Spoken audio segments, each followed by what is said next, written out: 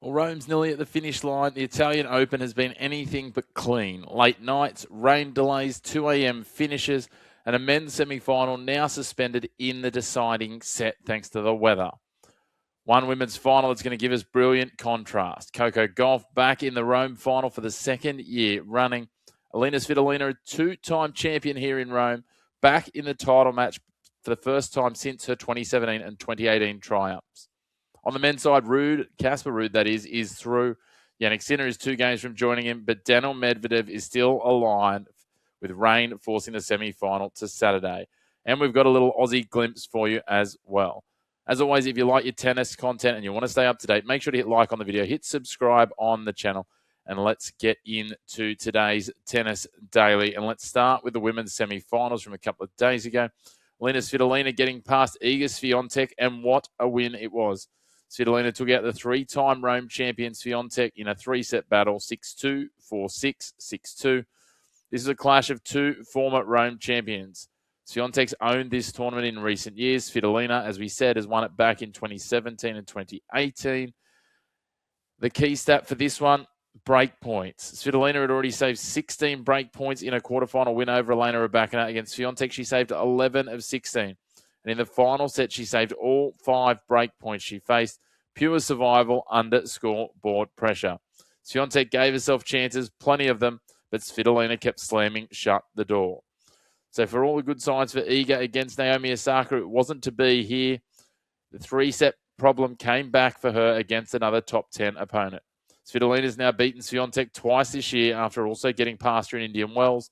Now she's back into a Rome final for the first time since those back-to-back titles, the second of which was 8 years ago. Svitolina didn't just beat Swiatek here. She survived the pressure points, soaked up the storm, and reminded Rome that this is one of her favourite stages. On the other side, we've got Coco Gauff, who's back into the Rome final for the second year running. After 3 straight matches where she had to come from a set down, this one a little more straightforward for the American. Gauff beating veteran Sorana Cistella in straight sets, 6-4, 6-3. But it wasn't without its moments. Cistella started fast. She broke Gauff in the opening game. She led 2-love, then 4-2 in the first set. But from there, Coco took control. She won 4 straight games to take the opener. In the second set, Cistella kept fighting and broke back twice, but Gauff found the decisive break late and served it out in just over an hour. Gauff now holds a 4-0 record in her career, clean and perfect against Cistella, but this was the first time she'd beaten her in straight sets. She's also the first player to reach back-to-back finals here since Iga Swiatek in 2021 and 2022. And she joins the Williams sisters as an American woman to reach that Rome final in the Open era. That's a pretty good list of names to be thrown in amongst. She's been doing it the hard way all week, but against the stage, she finally found the cleaner road. Not perfect, but composed when the match needed closing. In terms of the men's draw, well, Casper Ruud, he's into his first Italian Open final, breaking the Italian hearts of that possibility of an all-Italian Darderi versus Sinner final. Ruud beat Darderi absolutely comprehensively, 6-1, 6-1. The scoreline sounds brutal because it was. But context matters. Darderi had poured everything into this run. He saved 4 match points against Alexander Zverev, survived a 3-hour quarterfinal against Rafael Nadal that finished after 2 a.m., and then had to walk out here against Ruud. There just wouldn't have been much fuel left in the tank, it's fair to say. Ruud, meanwhile, looked fresh, focused, and experienced. And when the match was delayed by rain for nearly 2 hours with Ruud already up 4-1, it didn't really change the direction. It just gave Ruud a chance to catch his breath and then push on from there. When they returned, he kept on rolling, and he has now reached the final at all 3 clay court Masters 1000 events, Monte Carlo, Madrid, and Rome. And if he wins the title, it would be his second Masters 1000 crown after he took out Madrid in 2025. Darderi had the crowd and the story here, but Ruud had the legs, the clay court patterns, and absolutely no interest in the hometown romance story. The second of the men's semi-finals, well, this is interestingly poised now. Jannik Sinner leads Danil Medvedev in the balance with the match suspended, or as they like to say in France, en suspendu, 6-2, 5-7, 4-2. But rain stopping that play late on Friday night. The match is now set to resume on Saturday as the curtain raiser to the women's final. There'll be a doubles match before that, and then it'll be on for them to clean up the end of this game. Medvedev found a way to get back against Sinner in the second. He's one of only a handful of people that have taken a set off Sinner in recent times. But Sinner broke early in that third before the rain arrived. And at the suspension, Medvedev was serving at advantage, with Sinner still 2 games from the final. If Sinner closes it out, he gets Casper Ruud in the final, but the Italian crowd gets a chance to watch his world number one chase a home title and build that master streak even further. But Medvedev is still Medvedev. He's awkward, he's stubborn, he's dangerous when a match gets tight and weird, and a rain delay overnight is about as weird as you want to get it. Sinner's 2 games from the final, but Medvedev is the wrong man to leave overnight with a puzzle, a rain delay, and absolutely nothing to lose. Let's look ahead to tonight's action, and before we get into the women's final previewing it, let's talk about Storm Hunter. A quick Aussie watch. Storm Hunter's into the women's doubles final in Rome alongside Jessica Pegula. She has a phenomenal record when you look at it, Storm Hunter, in 1000s doubles final. She is 5 from 6 so far, but this is her first one alongside Pegula. They take on the Russian duo of Mira Andreeva and Diana Schneider. Really interesting final. Hunter and Pegula definitely got doubles craft. Andreeva and Schneider have got that regular rhythm and relationship. Hunter's going to bring the sharp hands, a great court sense, and the strong lefty patterns, as well as years of elite doubles experience. She's been the world number 1 in doubles before. She's sitting at number 20 at the moment, but is on her way back up. Pegula gives the pairing elite baseline stability and return quality, while Andreeva and Schneider will bring youth, power, and momentum.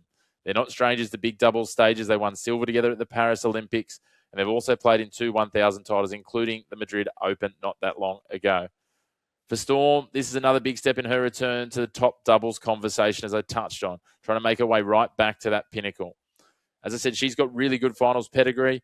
For the other pair, Andreeva and Schneider, more consistency because they've played together quite a longer period.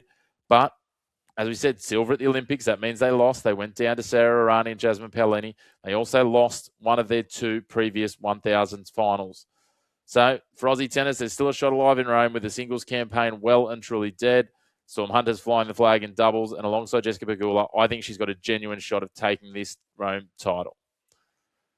Let's move on and talk about the women's singles title. It is on the line. A cracking final awaits us. Coco Gauff, the 3rd seed, against Elina Svitolina, the 7th seed. Youth v experience. Power, legs, and comeback toughness against discipline, problem-solving, and Rome muscle memory. Svitolina leads the head-to-head 3-2, and critically, she's won both meetings this year on hard courts, the Australian Open and in Dubai. That gives this final a really tactical edge. Gauff, the higher seed. Gauff, the defending Roland Garros champion. Very suited to clay, but so is Svitolina.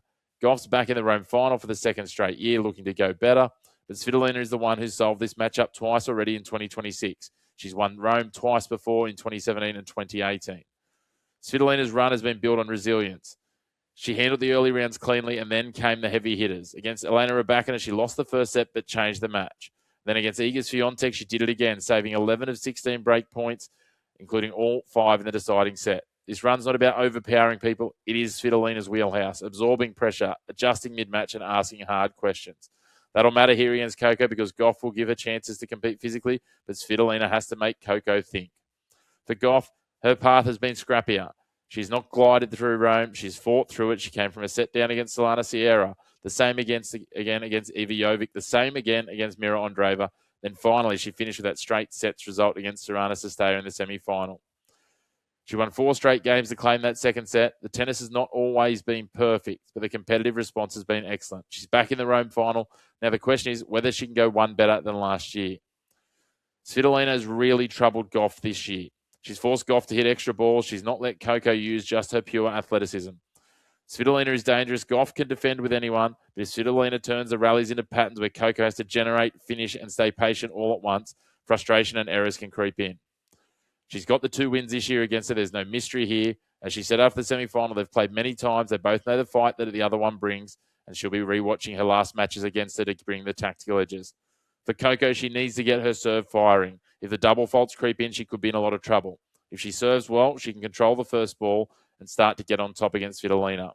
She needs to avoid donating errors in those neutral rallies and make sure she gets on top in court position. Coco needs to defend brilliantly, but she can not only defend. She has to turn defense into offense quickly. When she gets ahead in rallies, she has to finish with conviction. Svitolina, it's all about structure and stress. Make Coco play one more ball.